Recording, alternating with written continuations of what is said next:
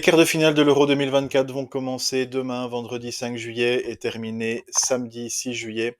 On va voir ensemble les différents matchs qui auront lieu, voir aussi les équipes qui sont en forme, d'autres qui le sont peut-être un petit peu moins, et peut-être qu'on verra déjà ensemble qui va gagner cet Euro.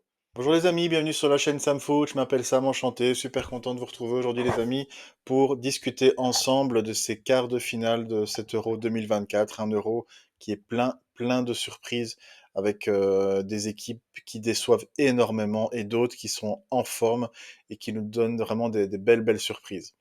Alors on va commencer par le premier quart de finale donc qui aura lieu demain vendredi soir, Espagne-Allemagne. Donc je pense que ça c'est vraiment la finale avant l'heure.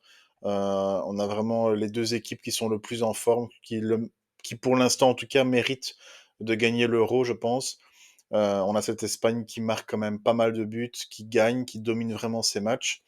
On a l'Allemagne, elle, qui était un petit peu moins en forme contre le Danemark, mais qui a quand même réussi à gagner 2-0, et qui a l'avantage, elle, de jouer à domicile.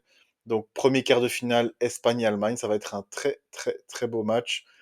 Au vu de la qualité purement footballistique, technique, je vois quand même l'Espagne passer, mais ça va être très chaud parce qu'encore une fois, l'Allemagne joue à la maison, ils peuvent être motivés par ce public vraiment qui va les porter pendant 90 minutes, et voire peut-être même plus. Mais bon, je vais quand même me mouiller. Je pense que l'Espagne a quand même les qualités pour passer au-dessus. Le match qui suivra après, ce sera encore une finale avant l'heure, Portugal-France. Alors là, je suis un peu plus mitigé parce que, bon, bah, comme tout le monde le sait, je vais le dire, mais tout le monde le sait déjà, mais la France n'a toujours pas marqué un seul but officiellement depuis le début de la compétition.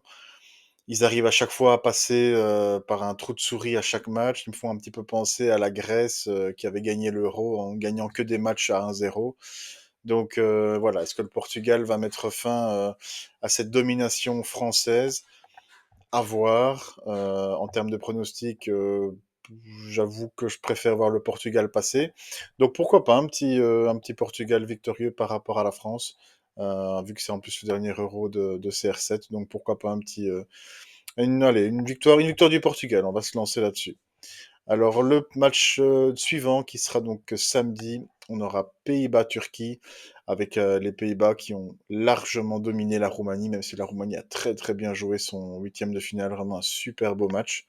Les Turcs, eux, ont gagné 2-1 contre l'Autriche avec une défense et un gardien incroyable.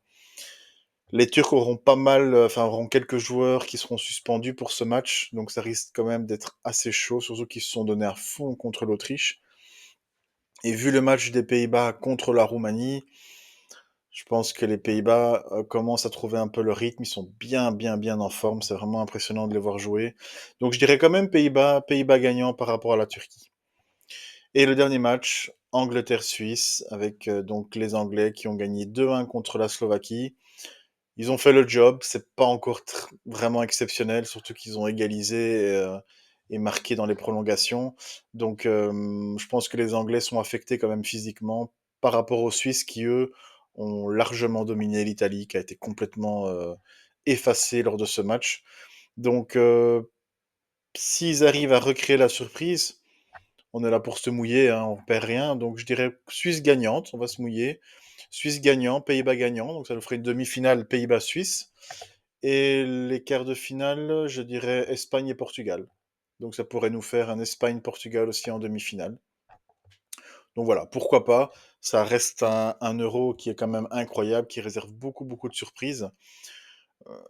Les Pays-Bas et l'Angleterre avaient quand même une partie du tableau beaucoup plus facile.